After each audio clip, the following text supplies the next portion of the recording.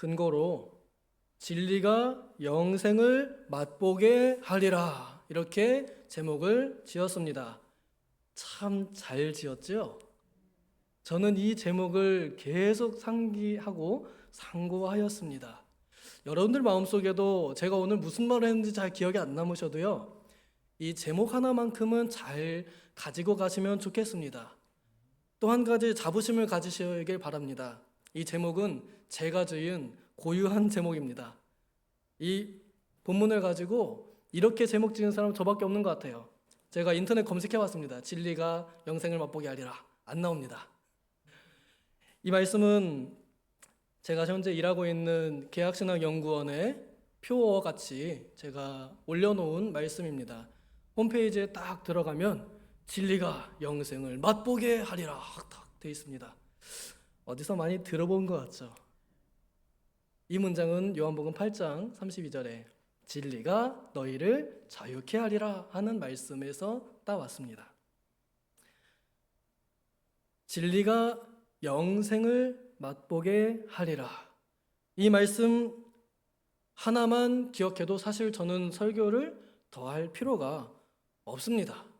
그래도 주어진 시간이 있으니 바로 내려가면 안 되겠죠?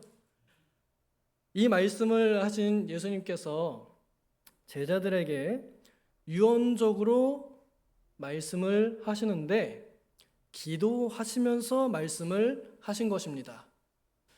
어디서 언제 하셨을까를 제가 조금 생각을 해보고 또 성경을 봤는데 겟세마네 동산 가기 전일 것이고요. 그 다음에 예수님께서 성찬 제정하시고 제자들 발 씻어 주신 다음인 것 같습니다. 그래서 아마 제가 생각하기엔 밥 먹는 이제 마지막에 밖으로 나가기 전에 겟세마네 동산 가기 전에 하신 말씀인 것 같아요. 예수님께서 예수님은 아십니다. 내가 곧 이제 붙잡혀가지고 십자가에 못 박힐 걸 아십니다. 그래서 유월절에 그 식사를 제자들하고 같이 하시는데 예수님을 볼 때는 이것이 그 땅에서 그들과 함께 할 수 있는 마지막 식사였습니다. 그래서 그런지 요한복음 13장부터 27장까지 내용이 엄청나게 깁니다. 그 자리에서 다 말씀하신 것으로 우리가 이해할 수 있습니다. 예수님께서 엄청나게 많이 말씀을 하시는데 이제 막 여러 가지 줄줄이 막 얘기를 하시다가 이제 나가기 전에 예수님께서 갑자기 하늘을 우러러 보시며 기도를 하기 시작하신 거예요. 이 기도의 내용을 우리가 마음에 담고 있다 그러면 예수님께서 죽음을 앞두고 유언과 같이 또 결사적인 마음으로 하나님 아버지께 무엇을 구하셨는지 그 마음을 헤아려 볼 수 있습니다.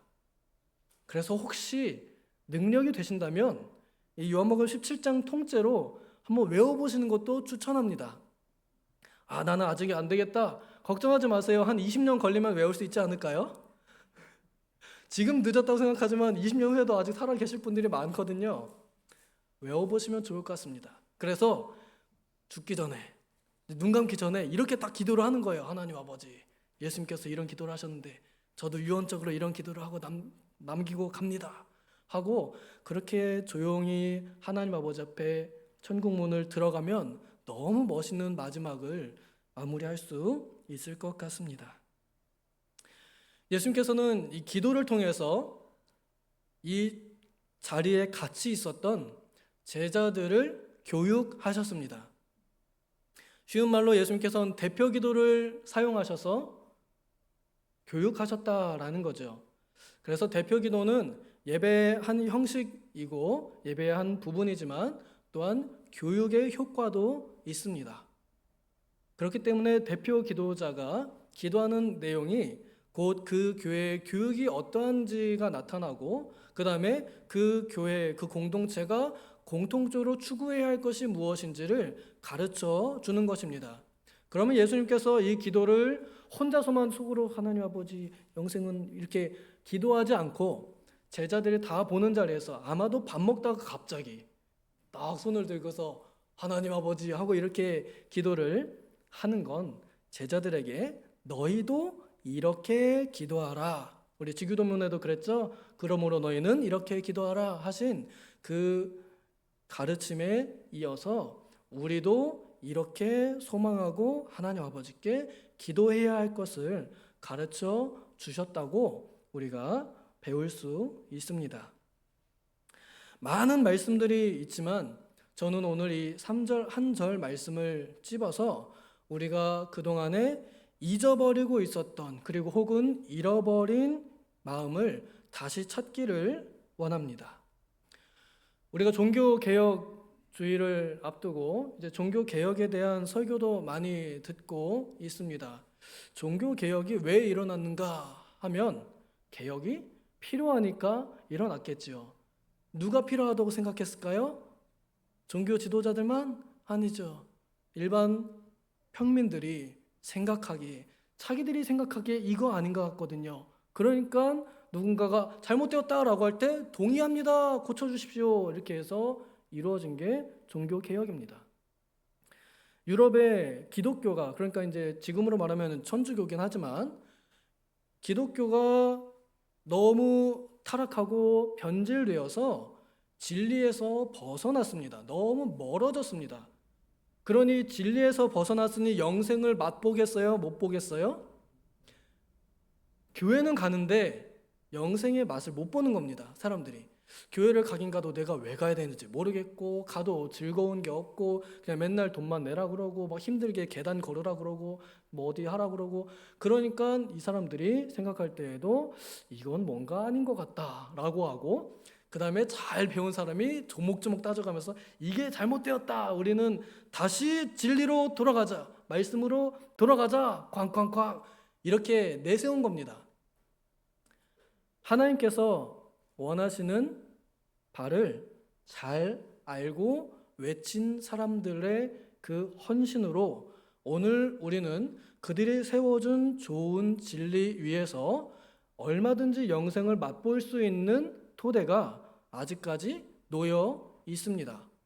그런데도 이상하게 시간이 갈수록 교회는 가지만 즐거움을 잃어버리는 경우가 너무 많아지는 것 같습니다. 혹시 느끼시는지 모르겠지만 예배 시간이 길다고 느껴진다거나 혹은 예배 시간이 졸립다거나 이런 느낌이 든다 혹은 예배 시간에 좀 늦게 가고 싶다거나 이런 생각이 든다 그러면은 위기감을 느껴야 됩니다. 내가 영생의 맛을 지금 못 보고 있다는 전조 증상이기 때문에 그렇습니다. 우리 무서워하는 질병 중에 암병이 있죠. 암병이 무서운 거는 그 병이 죽음에 이르는 것 때문만이 아니라 잘 모르기 때문에 그렇습니다. 별것 아닌 것 같고 괜찮은 것 같았는데 어느 날 가보니까 말기입니다. 준비하십시오. 이렇게 하는 게 무서운 겁니다. 어느 날 갑자기 나도 모르게 찾아오는 그 사망 선고를 우리도 영적으로 당할 수 있음을 우리는 경계해야 합니다. 오늘 예수님께서 하신 이 말씀은 다시 한번 그때와 같이 지금도 우리에게 그러한 경계를 주시는 말씀으로 받으시면 좋겠습니다. 저 또한 마찬가지입니다. 예수님께서 영생이 무엇인지 설명해 주셨습니다. 영생은 뭐라고 돼 있어요? 유일하신 참 하나님과 그가 보내신 자 예수 그리스도를 아는 것. 두 가지를 말씀해 주셨습니다. 유일하신 참 하나님. 그렇기 때문에 우리가 믿는 하나님은 유일하신 하나님입니다. 이 말은 구원받을 유일한 방법과 길은 오직 하나님께서만 가지고 계시고 오직 하나님께만 그 길이 있다라는 것입니다. 그래서 세상에 많은 종교가 있다 하더라도 오직 하나님만이 유일한 진리라는 것을 믿는 사람들에게 영생이 주어진다라는 것입니다. 교회도 가고 점집도 가고 불교도 가고 절도 가고 또 천주교도 가고 비슷하니까. 또 어디도 있죠? 뭐 이단들도 여러 군데 있을 것 같고요. 뭐 하여간 여러 군데 다 다녀가지고 여러 군데 다녀서 어디 하나 맞으면 되는 거니까 여러 군데 다니면 될까요? 안 될까요? 이게 안 되는 겁니다. 우리의 인간적인 생각은 그렇게 하면은 어느 것 하나 얻어 걸려가지고 천국 가겠다 생각하지만 영생은 하나님이 유일하시다는 것, 그의 보내신 자 예수 그리스도가 유일하시다는 것, 그것을 인정하지 않으면 그 영생의 길이 열리지 않습니다. 이 유일신 사상은 그만큼 중요합니다. 왜냐하면 사람의 마음을 흩어지게 만들지 않고 하나로 모아서 오직 옳은 길 한 가지만을 집중해서 갈 수 있도록 만들어주기 때문에 그렇습니다. 생각해 보세요. 교회도 가고 천주교도 가고 불교도 가고 그런데 뭐 이슬람도 혹시 모르겠습니다. 요즘에는 또 한국에도 많이 들어오니까 간다고 칩시다. 돈이 얼마나 되겠습니까? 체력적으로 또 얼마나 힘들겠어요. 신이라는 존재를 찾고 살아가는데 얼마나 힘들겠어요. 그런데 하나님은 너무 쉽고 좋은 길을 가르쳐 주셨습니다. 유일하다고 이거 하나밖에 없다고, 그러니까 집중할 거 하나밖에 없다고 가르쳐 주신 거예요. 우리가 미련해서 자꾸 다른 길 찾으려고 그러죠. 꼭 종교만은 아닙니다. 돈이나 사람 이런 것들을 내가 의지하는 대상, 신뢰하는 대상으로 삼을 때 우리는 영생에서 비껴갔다, 벗어났다 이렇게 생각해도 틀리지 않습니다. 오직 하나님만이 참이시고 진짜 살아계시고 진짜 존재하시고 그 나타난 이름이 예수 그리스도라는 것. 그래서 예수 그리스도는 길이요 진리요 생명이시라는 것을 인정하는 자들에게는 이 영생의 문이 활짝 열려 있습니다. 아무런 감흥이 없으신가요? 너무 자주 들은 말이라 그냥 그런가 보다 하신가요? 오직 예수께서 길이요 진리요 생명이신 것, 그 외에는 천하 인간에게 구원받을 만한 다른 이름을 주신 일이 없음을 믿는 자들에게는 이 영생의 문이 열려 있습니다. 다른 길은 없다라는 것. 다른 길은 없다. 우리는 다른 길을 찾으면 헛수고입니다. 서로 한번 얘기해 줄까요? 다른 길은 없습니다. 네. 다른 길은 없습니다. 다른 좋은 방법은 없습니다. 이 예수 그리스도를 또한 아는 것이 영생이라고 예수님께서 가르쳐 주셨습니다. 지금 예수님께서 본인이 하시는 얘기입니다. 영생은 유일하신 참 하나님과 그의 보내신 자 예수 그리스도를 아는 것입니다라고 본인이 지금 본인 입으로 이렇게 하는 중이에요. 그러니까 제자들한테 이렇게 가르쳐 주고 있다는 것이 더욱 확실합니다. 예수 그리스도를 아는 것, 이것이 또한 영생입니다. 예수 그리스도를 아는 것을 우리가 다른 말로 표현하면 지식이라고도 할 수 있고요. 그 다음에는 좀 더 고급진 단어로 진리라고 이렇게 표현할 수 있겠습니다. 그렇다면 진리가 무엇일까요? 세상 사람들은 진리가 무엇이냐에 대해서 많이 고민하고 또 찾아 헤맵니다. 우리에게는 진리가 무엇이냐는 질문에 별로 고민할 필요가 없습니다. 왜냐? 우리는 해답지를 가지고 있기 때문에. 다른 사람들은 문제만 보면서 진리가 뭔가 찾는데 우리는 뭐예요? 해답지가 있어요. 우리는 문제도 볼 필요 없어. 그냥 딱 펴가지고 보면은 뭐라고 나와요? 예수님께서 곧 길이요 진리요 생명이라고 분명히 말씀하셨죠? 예수님께서 진리입니다. 그런데 이것이 안 믿는 사람들에게는 적용이 될까요? 안 될까요? 아쉽게도 안 믿는 사람들에게는 예수님이 진리로 여겨지지 않습니다. 이것이 하나님께서 정하신 너무나 엄숙한 법칙입니다. 믿는 자들에게는 예수님이 진리이고 그 예수님 안에 있는 모든 좋은 것이 다 믿는 자들의 것이지만 안 믿는 자들에게는 예수님도 소용없고 그 이외의 것도 다 소용이 없습니다. 유일한 길인 예수님 밖에는 소용이 있는 게 없는데 예수님을 거부하니까 남은 어떤 방법이 없습니다. 그렇기 때문에 믿는 우리들이 믿음을 선물로 받은 것을 얼마나 귀하게 여겨야 하는지는 말하기가 입이 아픕니다. 그래도 합니다. 얼마나 중요한지. 얼마나 중요하냐면 이 본문에서 얘기한 대로 영생을 맛보느냐 안 보느냐의 차이입니다. 이것을 좀 쉬운 말로 하면 믿는 맛이 있느냐 없느냐입니다. 여러분 믿는 맛이 좀 있으신가요?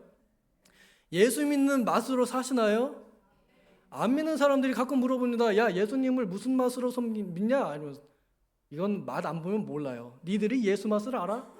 우리는 그렇게 말할 수밖에 없어요. 믿지 않고는 맛볼 수가 없습니다. 우리 중에 아무도 내 의지로 내가 믿으려고 여기에 온 사람 없습니다.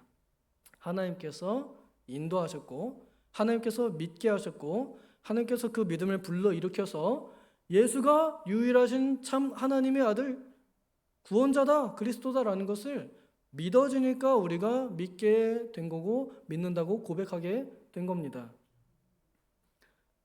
그리고 나서 그때부터는 뭐가 열리는 거예요? 새로운 세상이, 새로운 삶이 열리게 됩니다. 이것을 영생이라고 성경은 표현합니다. 여기서 말하는 영생이라 하는 것은 영원히 사는 것이라고 이렇게 쉽게 단어를 표현할 수 있겠으나 저는 다른 표현으로는 영적인 생활 이렇게 표현하고 싶고요. 이것도 어려우면 그냥 행복한 생활 이렇게 이해하셔도 좋습니다.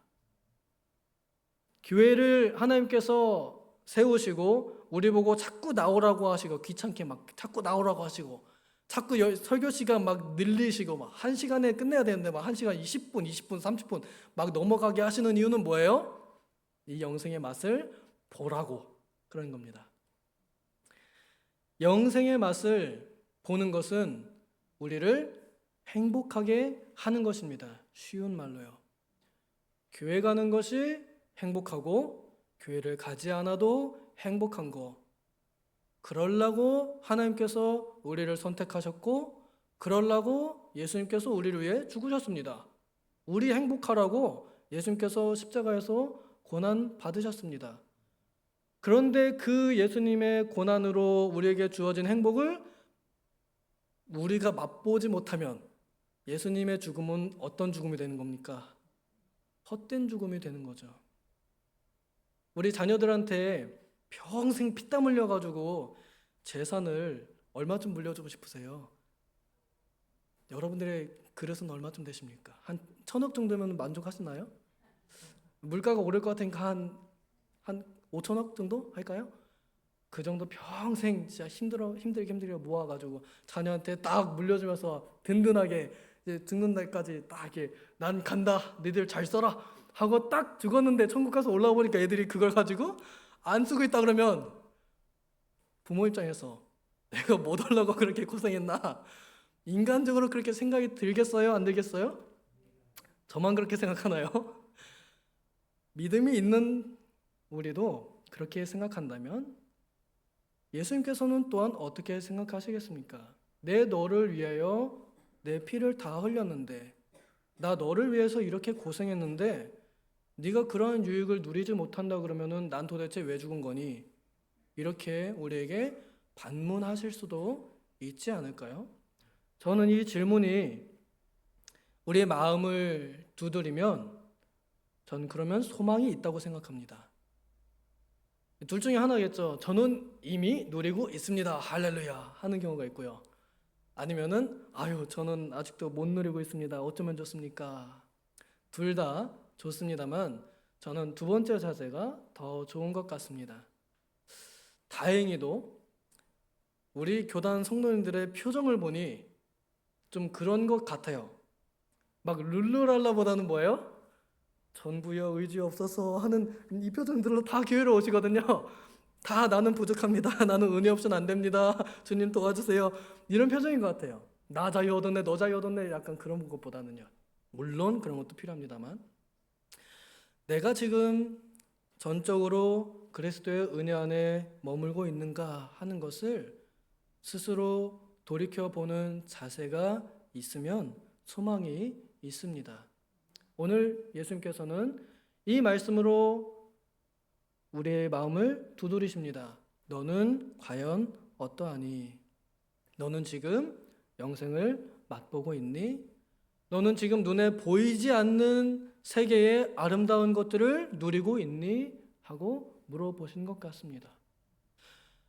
영생이라는 단어적인 것만으로 우리가 생각을 하면 영원히 사는 것을 우리가 지금 가지고 있을까요? 아니면 앞으로 받을까요? 어떻게 생각하시나요? 1번은 가지고 있다. 2번은 앞으로 받을 것이다. 손 들면 쪽팔릴 것 같으니까 마음속으로 한번 생각해 보실까요? 자, 답은 1번입니다. 성경에는 과거형으로 이미 가졌다라고 표현합니다. 가졌노니, 가졌으니, 얻었다 이렇게 표현합니다. 그러니까 우리는 지금 영원한 생명을 가지고 있습니다. 여기에는 아무도 다른 의견이 없으실 거라 생각합니다. 우리는 영생을 가지고 있습니다. 그래서 내가 죽어도 영원히 천국에서 행복하게 살 것을 믿습니다. 그런데 그것이 지금 우리에게 어떠한 유익을 줍니까? 내가 영생을 가지고 있다 하는 것이 어떠한 유익을 주느냐 하는 말입니다. 그것이 영생을 맛본다는 의미입니다. 영원히 죽지 않을 생명을 죽어서 누린다 그러면 그럼 살아서는 효력이 없겠네요? 너무 어려운 문제를 냈나요? 영원한 생명이 죽어서 천국 가는 걸로만 효력이 있다 그러면 이 땅에서는 가지고 있어봤자 아무런 효력이 없는 거겠네요? 아닌가요? 그러면 어떤 유익이 있는지. 네, 맞습니다. 역시 수준이 있으십니다. 제가 하고 싶은 얘기를 미리 해버리셨습니다. 여기서 천국을 누리게 합니다. 들어가서 누릴 천국을 지상으로 땡겨오는 거, 그게 영생을 맛보는 것입니다. 우리는 그래서 제가 전도할 때요, 예수님 믿으면 천국 갑니다 라고 이렇게 갈 것입니다 라고 말하지 않습니다. 믿는 것 그 자체가 천국입니다 하고 이렇게 딱 선언을 합니다. 우리가 앞으로 들어갈 천국을 이미 우리는 가지고 있기 때문에 또한 당연히 누릴 수도 있습니다. 지금 이제 이 질문은 바로 제가 드리는 질문은 이것입니다. 그러면 그 천국을 지금 우리는 누리고 있습니까? 맛보고 있습니까? 라는 질문에 분위기에 휩쓸려서 아멘하시면 안 됩니다. 진지하게 한번 생각해 봐야 됩니다. 이제 제가 여기서 설교를 한 1시간쯤 더 끌면은 여러분들 중에 누군가는 이렇게 뒤를 쳐다보는 경우가 있을 수도 있습니다. 저는 여기 계신 분들은 안 그럴 거라 믿지만 혹시 몰라요. 나도 모르게 이게 얼마나 지났나? 너무 오래된 것 같은데? 이런 마음이 든다. 그러면 경계해야 됩니다. 생각해 봐야 됩니다. 저도 마찬가지입니다. 절제하지 않으면 제가 언제 끝날지 몰라요. 이런 마음을 가졌을 때 언제 끝나든 상관이 없습니다. 나는 하나님의 말씀을 듣는 것이 너무나 즐겁고 행복합니다. 설교가 1시간이 되든 2시간이 되든 3시간이 되든 4시간이 되든 밤새 졸다가 뚝 떨어진다 하더라도 좋습니다. 듣다가 죽어도 좋습니다 하고 유두고 같은 그런 마음으로 듣는다 그러면 이미 우리는 천국에 있는 것입니다. 천국에 있다 그러면 영적인 생활을 하고 있다라고 우리가 생각해 볼 수 있다 그랬잖아요. 여러분, 영혼이 돈이 필요한가요? 네? 영혼이 어떤 돈 주고 뭔가 먹고 사고 할 수 있는 건가요? 아니죠. 우리의 영혼이 사는 데는 돈이 필요가 없고요. 육신의 건강도 별로 그렇게 영향을 크게 받지 않을 수 있고요. 그 다음에 다른 사람들이 나한테 뭐라고 하는 것도 크게 중요하지 않게 됩니다. 영혼은 하나님 아버지와 직결되어서 내 자유롭고 선한 양심으로 나의 믿음을 따라서 하나님과 직통으로 기뻐하는 것이 전부인 존재이거든요. 그럼 영적인 생활을 하는 사람들은 돈이 없어도 하나님 안에서 있는 것만으로도 기뻐하고 즐거워하게 되고요. 몸이 아파도 예배할 수 있는 것 그것만으로 감사하게 되고요. 감격합니다. 오늘 우리 오랜만에 또 권사님 오셔가지고 많은 감격 속에 계실 것 같습니다. 보는 우리들도 감격입니다. 다시 예배할 수 있게 하신 것 감사합니다. 그 다음에 사람들이 나한테 뭐라 한들, 천만인이 나를 둘러싸고 뭐라 한들 아무것도 조용히 하지 않아요. 하나님이 나를 사랑하신다고 그러는데 누가 나한테 뭐라고 한들 무슨 소용입니까? 하나님만 좋다 그러면 다 상관없어요. 근데 하나님께 옛기 이놈 들으면 어때요? 그러면 힘들고 아픈 거예요. 하나님 앞에 혼났을 때 슬퍼하는 양심, 살아있는 양심입니다. 그게 영적인 생활을 하고 있다는 증거입니다. 그렇다면 이 모든 현상은 어디로 가느냐면 진리로 향하게 됩니다. 그럼 진리가 무엇이냐? 이제 예수님께서 가르쳐 주신 것에 답을 듣자 그러면 여기 17장 17절에 아버지의 말씀은 진리입니다 라고 가르쳐 주셨습니다. 아버지의 말씀은 진리입니다. 그럼 그대로 아버지의 말씀이 영생을 맛보게 할 것입니다. 아버지의 말씀이 뭡니까? 성경 말씀이죠. 성경 말씀이 영생을 맛보게 한다는 것이지요. 그러면 우리가 성경의 말씀을 읽고 듣고 순종할 때 영생을 맛본다는 것입니다. 우리의 영혼이 그렇습니다. 예수님께서도 시험 받으실 때 얼마든지 돌멩이를 빵으로 만들어서 먹을 수 있지만 마귀에게 대적하시면서 사람이 떡으로만 살 것이 아니요 하나님의 입에서 나오는 모든 말씀으로 살 것이니라 하시고 이기셨잖아요. 그거 예수님 혼자 이기려고 하신 걸까요? 아니에요. 마찬가지로 하나님의 아들 된 우리들도 그렇게 살아야 하고 그렇게 이겨야 함을 가르쳐 주신 것이고 영적인 세상, 눈에 보이지 않는 세계에서 어떻게 살아남는지를 가르쳐 주신 것입니다. 당연히 우리가 빵 먹습니다. 그러나 우리의 영혼은 빵을 먹어도 소용이 없습니다. 빵도 먹을 수도 없고요. 그럼 우리의 영혼이 먹는 유일한 양식은 무엇입니까? 하나님의 말씀입니다. 하나님의 말씀을 먹는 것이 우리 영혼의 유일한 양식인 것을 믿을 때 그때 우리는 잘 살 수 있는 답을 찾습니다. 너무나 쉬워요. 씹고 뜯고 맛보고 즐기면 됩니다. 뭘요? 하나님 말씀, 성경 말씀을 씹고 뜯고 맛보고 즐기고 하면 됩니다. 하나님의 말씀을 늘 묵상하고 늘 읽고 쓰는 것도 참 좋습니다. 이 쓰는 게 굉장히 좋습니다. 그리고 외우는 건 더 좋습니다. 마음으로 담는 것이니까요. 하나님의 말씀을 그렇게 받아들이는 것 자체가 영생입니다. 그래서 이 문을 열고 나가서 오늘 제가 무슨 설교를 했는지 기억도 안 나시고 심지어 제목도 혹시 기억이 안 나셨다 하더라도 절대 낙심하지 마세요. 알겠죠? 그거 어쩔 수 없어요.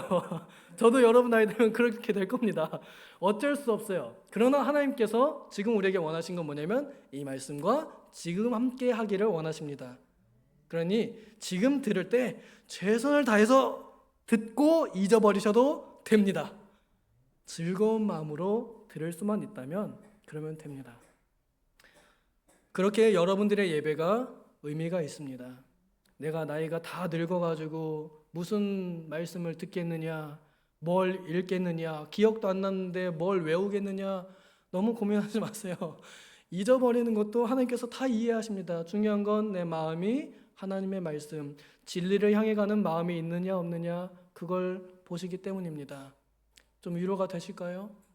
지금 우리는 하나님 아버지 앞에서 좋은 길을 걸어가고 있습니다. 더하여 예수 그리스도를 아는 것이라 그랬죠? 제가 신학원 표어를 괜히 저걸로 정해놨을까요?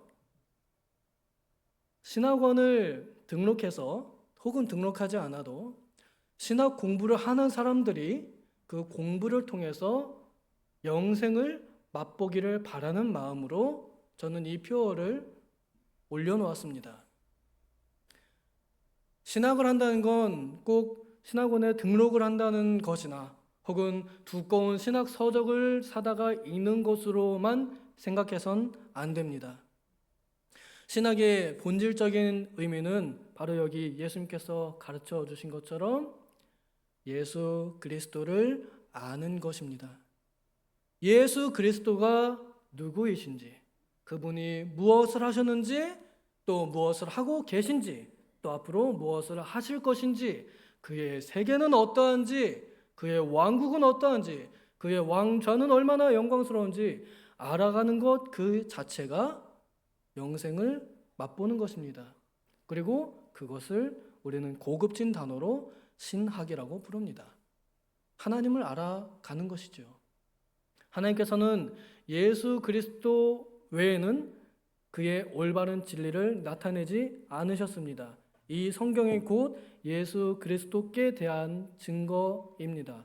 그렇기 때문에 우리가 신학을 하는 데 있어서 사실 성경 보는 것으로도 충분합니다.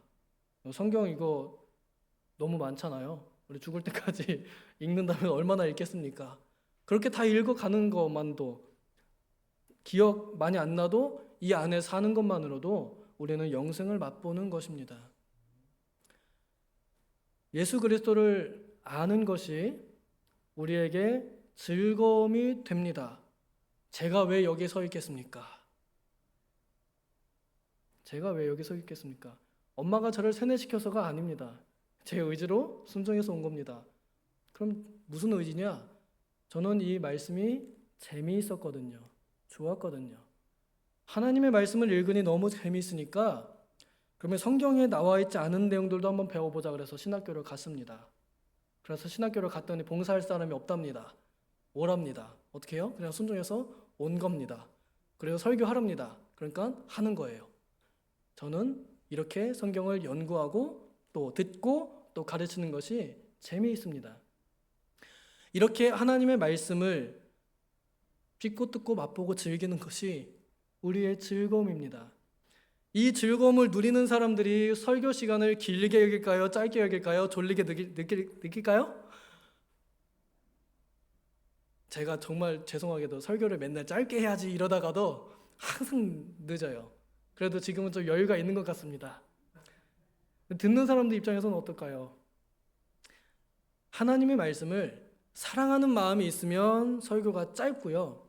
하나님의 말씀을 사랑하는 마음이 조금 멀어지게 되면 그때부터는 시가련을 보게 됩니다. 혹은 졸게 되고 딴짓을 하게 됩니다. 그럼 결국엔 진리를 사랑하는 마음이 우리의 영생문을 열었다 닫았다, 넓게 열었다 좁게 열었다 하는 거에 있습니다. 우리의 마음은 과연 그렇다면 진리를 사랑하는 마음이 얼마나 열려 있을까 한번 생각해 보면 좋겠습니다. 이스라엘 백성들이 출애굽하면서 하늘에서 양식을 받아 먹었습니다. 그 양식의 이름이 만나이죠.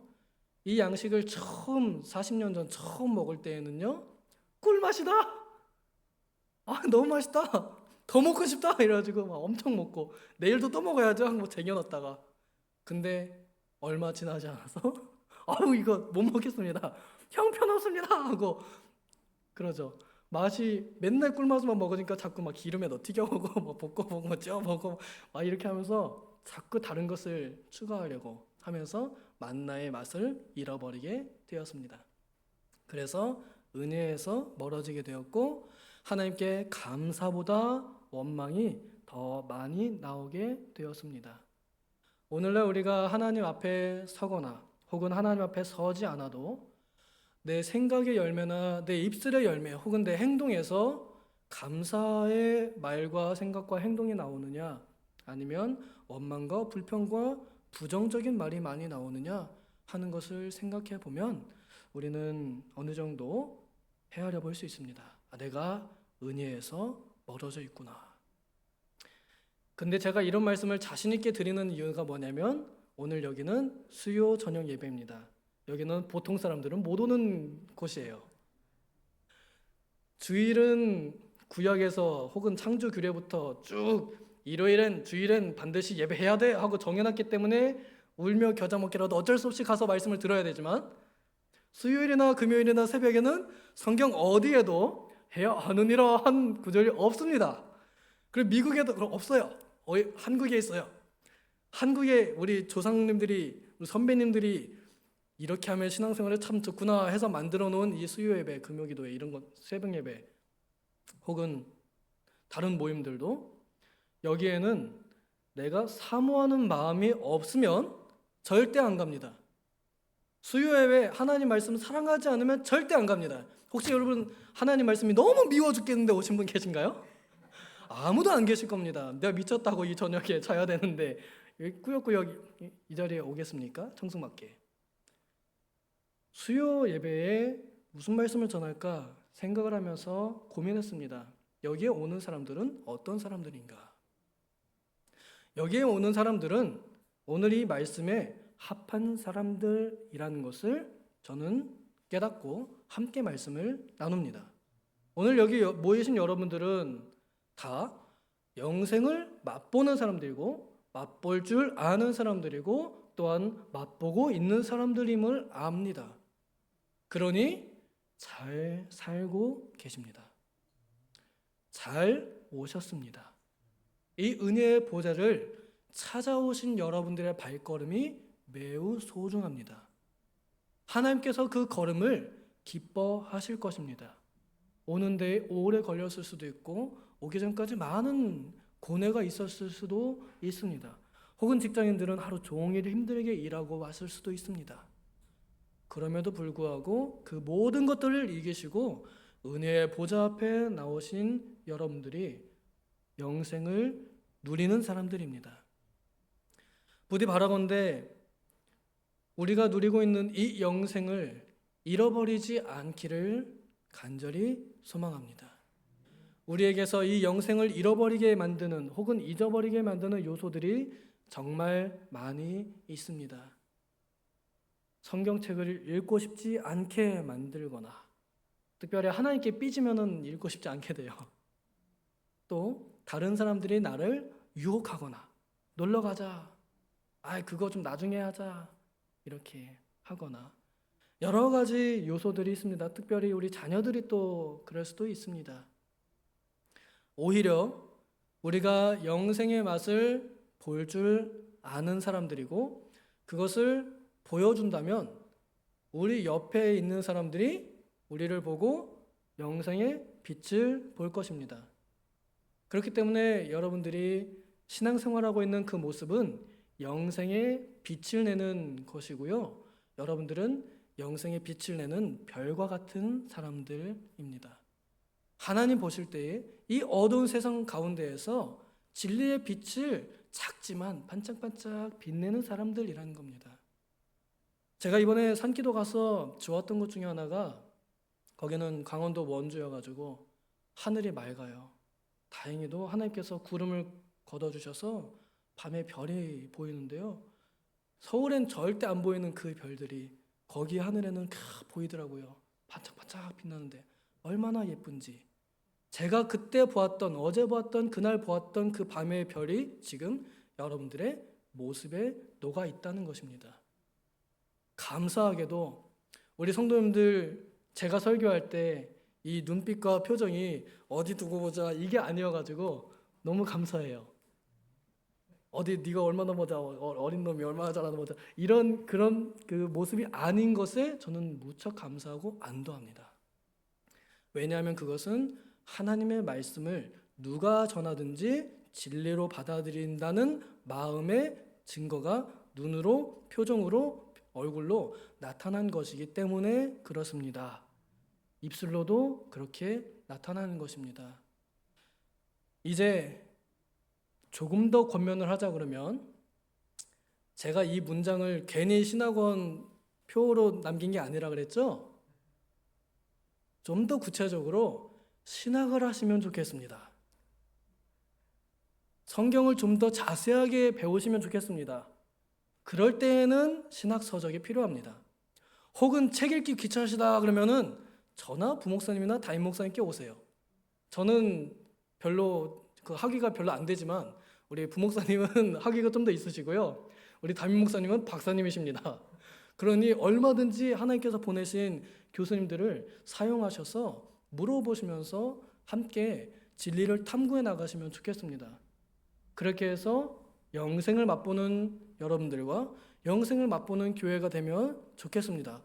혹시 내가 갈 자신이 없거든 어떻게 해요? 다른 사람한테 토스 치셔가지고 자녀들한테 하든지 아니면 후배들한테 하든지 야 너가 신학 좀 해라 신학 좀 해라 신학 좀 해라 해서 우리 교회에서도 신학원 등록하시는 분들이 많아지면 좋겠습니다. 그런 분들이 많아지면 교회 일꾼들이 더 튼튼해질 것이고 그러면 그것은 교회의 기둥을 박아놓는 일과 같기 때문에 저는 이 일이 꼭 필요하고 중요하다고 생각합니다. 우리 종교개혁을 기념을 앞두면서 그들이 세워놨던 그 기둥 위에 지금 우리가 서 있듯이 오늘 우리도 이 기둥을 세워놓지 않으면 우리는 나중에 영적인 노후를 어디서 맞이할 것인가? 그것도 진지하게 생각해 보아야 할 문제입니다.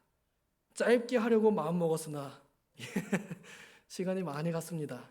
기도하겠습니다. 하나님 아버지, 영생은 진리를 아는 것이라고 우리에게 말씀하셨사오니 하나님을 아는 것, 예수 그리스도를 아는 것으로 즐거워하고 성장하는 우리와 우리 교회가 다 되게 하여 주시옵소서. 감사드리며 예수님의 이름으로 기도하옵나이다. 아멘.